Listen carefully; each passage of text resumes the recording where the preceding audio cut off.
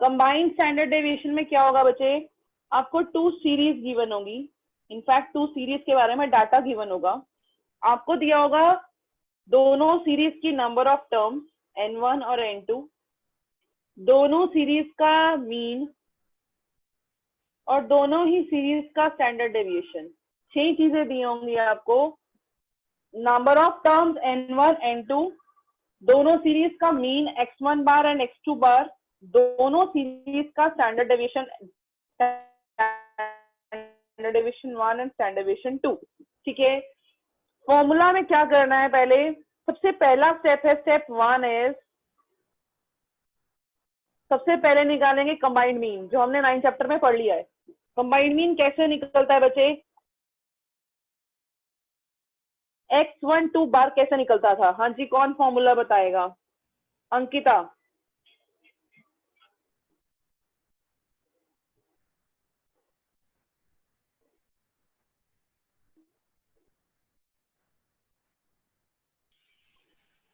Yes ma'am.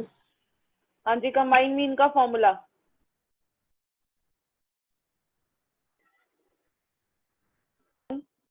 Plus x2 bar n2 upon n1 plus n2। Formula for combined mean is x1 bar n1 plus x2 bar n2 upon n1 plus n2। अब क्या करोगे, x1 बार को n1 से multiply करोगे plus x2 बार को n2 से multiply करोगे divide by n1 plus n2, ये आ जाएगा आपका x1 2 बार। ठीक है, पहला स्टेप है कंबाइंड मीन।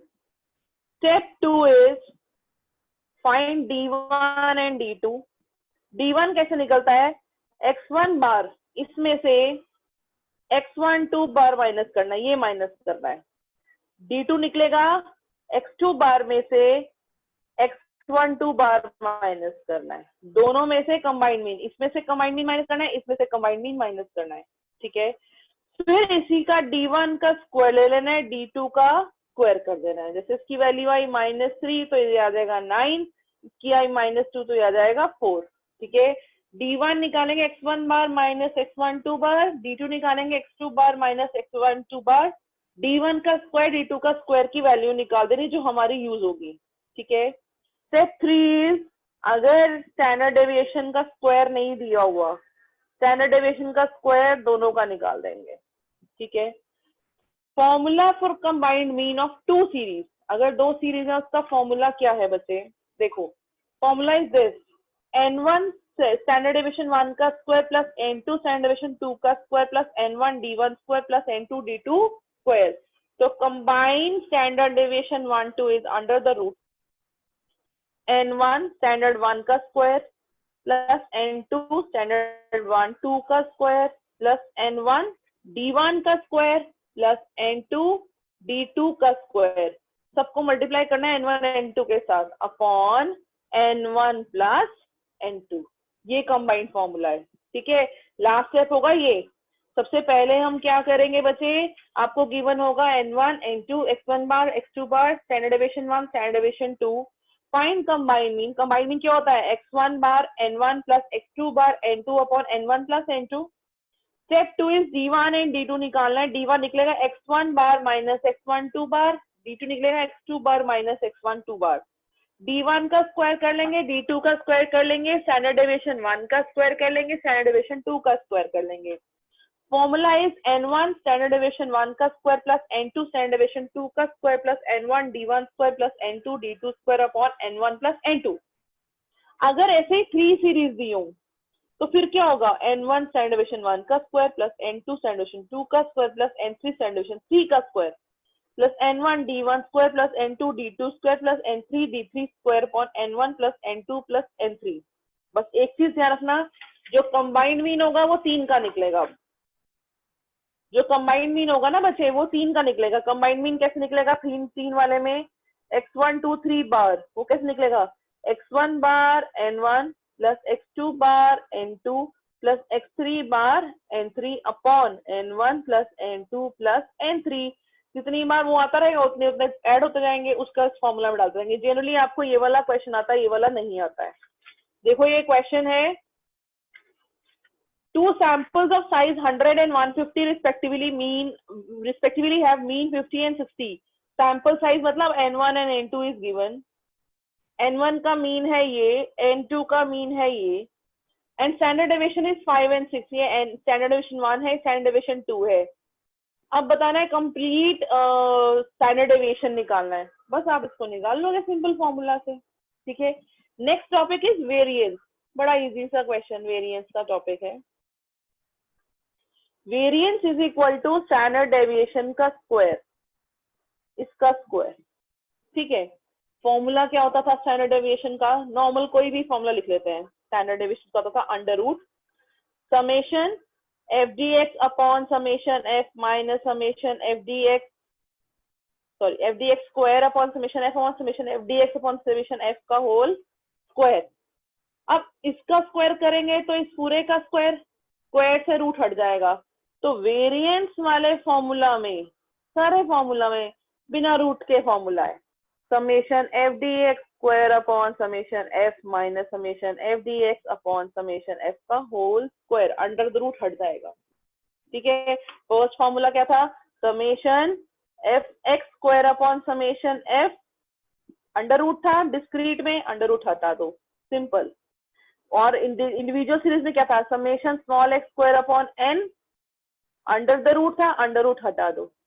वेरिएंस में अंडर रूट हट जाएगा. सिर्फ और सिर्फ एक ही फॉर्मूला में चेंज आएगा, अंडर रूट हटा देना सभी फॉर्मूला में, वो है स्टेप डेविएशन मेथड. उसमें क्या था? Under root summation F D x dash का square upon summation F minus summation F D x dash upon summation F का होल स्क्वायर. बाहर सी था. जब हम इसका स्क्वायर करेंगे तो ये पूरे का स्क्वायर होगा. अंडर रूट से अंडर रूट तो स्क्वायर से अंडर रूट तो कट गया, पर यहाँ क्या आ जाएगा? स्क्वायर. बस ये ध्यान रखना, जब वेरिएंस निकालना हो ना स्टेप डेविएशन मेथड से, तो सी अकेला नहीं होगा, अंडर रूट हट जाएगा इधर से, यहाँ क्या आ जाएगा? सी स्क्वायर. और सारे फॉर्मूला से सिर्फ अंडर रूट हटा दो. पर जब स्टेप डेविएशन मेथड आएगा तो सी का स्क्वायर लिखोगे, अकेला सी नहीं लगाना. वेरिएंस के फॉर्मूला ने सारे स्टैंडर्ड डेविएशन के फॉर्मूलाज में से अंडर रूट हटा देना है, सिंपल. या जनरली वो स्टैंडर्ड डेविएशन निकालने को बोलते हैं, वेरिएंस निकालने को बोलते हैं. जो स्टैंडर्ड डेविएशन आया अगर 2 तो वेरिएंस हो जाएगा 4. ठीक है. तो बस स्टेप डेविएशन मेथड में ध्यान रखना, यहाँ पे सी स्क्वायर आएगा, यहाँ पे सी स्क्वायर जो नहीं लिखता ना वो गड़बड़ कर देता है. ठीक है. उसके अलावा एक लास्ट फॉर्मूला है, that is coefficient of variation. हमने अभी तक किया है coefficient of standard deviation. What was that? Standard deviation upon x bar. Coefficient of variation. Coefficient of variation का फॉर्मूला है standard deviation upon x bar into 100. Generally ये बताता है coefficient of variation कि कितना परसेंट वेरिएट कर रहा है डाटा सेंट्रल वैल्यू डाटा से ओरिजिनल डाटा. हम यही पढ़ रहे हैं ना, डिस्पर्जन पढ़ रहे हैं. डिस्पर्जन क्या बताती है कि जो सेंट्रल वैल्यू है, कोई मीन या मीडियन या मोड निकाला था, वो सारे आइटम से कितने डिस्पर्स है, कितनी दूर है. कोएफिशिएंट ऑफ वेरिएशन बताता है कि कितना परसेंटेज ज्यादा चेंज है, क्योंकि 100 लगा दिया ना, परसेंटेज वेरिएशन बताता है ये. अब अगर किसी क्वेश्चन में, ध्यान से सुनना बच्चे, ये बोला जाए कि ए और बी दो फैक्टरी हैं, इसका कोएफिशिएंट ऑफ वेरिएशन, ध्यान से सुनना बच्चे, 20% आया, और इसका कोएफिशिएंट ऑफ वेरिएशन 80% आया या 70% आया, कितना भी आया. जिसका ज्यादा वेरिएशन है वो अच्छा नहीं है, क्योंकि वो उसको रिप्रेजेंट नहीं कर रहा, वो ज्यादा दूर दूर है. जिसका बेटर कौन सी सिचुएशन में है? ए. आपको ना क्वेश्चन ऐसे आएंगे बेटा, ध्यान से सुनना, कि Kohli and Sachin Tendulkar run rate है मैचेस में इतने इतने इतने, और तेंदुलकर के इतने इतने. विच वन इज, ध्यान से सुनना, better, and which one is consistent. Better वो होगा, इसमें बताया नहीं जाएगा क्या निकालना है, बस ये 2 सेंटेंस लिखे होंगे. बेटर वो होगा जिसका मीन बड़ा है। सपोज कोहली का मीन आ रहा है 30 और तेंदुलकर वाली सीरीज का मीन आ रहा है 25। ठीक है, तो 30 मीन वाला बेटर है, जिसका मीन बड़ा वो बेटर। कंसिस्टेंसी का मतलब ऐसे वर्ड लिखाएंगे ना, कंसिस्टेंट, रिलायबल, ऐसे वर्ड जहां लिखे आएंगे वहां पे निकालना है कोफिशिएंट ऑफ वेरिएशन, ये वाला फॉर्मूला।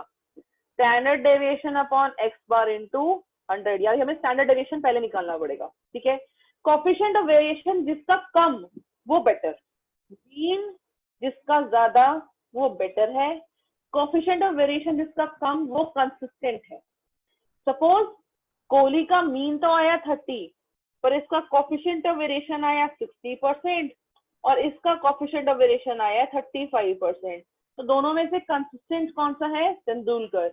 बेटर है कोहली, कंसिस्टेंट कौन है? तेंदुलकर। जिसका मीन बड़ा वो बेटर, जिसका कोफिशिएंट ऑफ वेरिएशन छोटा वो कंसिस्टेंट। ध्यान रखना, पूछेंगे। अच्छा, कई बार आता है क्वेश्चन आता है बल्ब वाला, क्वेश्चन 3-4 ही है इस तरह के, बट आपसे पूछे इस तरह जाएंगे, आपको पता नहीं होगा इसमें पूछा क्या है। ये आपको गेस करना है। गेस क्या, आपको देखना है कि आपको मीन निकालना है या क्या निकालना है। बल्ब दिए होंगे कि इस विलेज में 2 तरह के विलेज थे, ए और बी, उसमें बल्ब लगाए, इलेक्ट्रिसिटी बल्ब, किसकी लाइफ स्पैन ज्यादा है उसमें निकालना है मीन, और कौन रिलायबल ज्यादा है उसमें निकालना है कोफिशिएंट ऑफ वेरिएशन। जो कम है वो बेटर रिलायबल है, लाइफ स्पैन उसका ज्यादा होगा जिसका मीन बड़ा होगा। बस 3 ही टॉपिक करने हैं आज।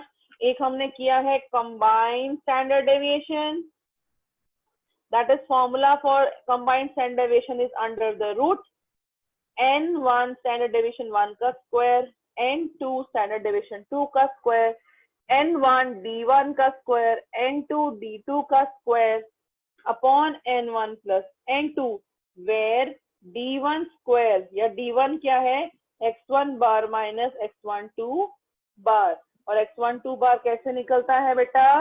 x1 bar n1 plus x2 bar n2 upon n1 plus n2। ठीक है, फिर इसका स्क्वायर कर देंगे। ठीक है, उसके बाद हमने किया है वेरिएंस। वेरिएंस में क्या होता है? वेरिएंस इज स्टैंडर्ड डेविएशन का स्क्वायर। स्टैंडर्ड डेविएशन का स्क्वायर यानी सारे फॉर्मूला से अंडर रूट हटा देंगे। बस एक ध्यान रखना है, वो है स्टेप डेविएशन मेथड। उसमें बाहर सी होता है, वो क्या हो जाएगा? सी का square without under root. Under root हटा देंगे पर सी का स्क्वायर। लास्ट हमने किया है coefficient of variation. Coefficient of variation का फॉर्मूला है standard deviation of x bar into 100। जिसका कोफिशिएंट ऑफ वेरिएशन कम वो मोर कंसिस्टेंट, मोर रिलायबल, जिसका मीन ज्यादा वो बेटर, ये लिखेंगे। ठीक है, सबको ये बात समझ में आई?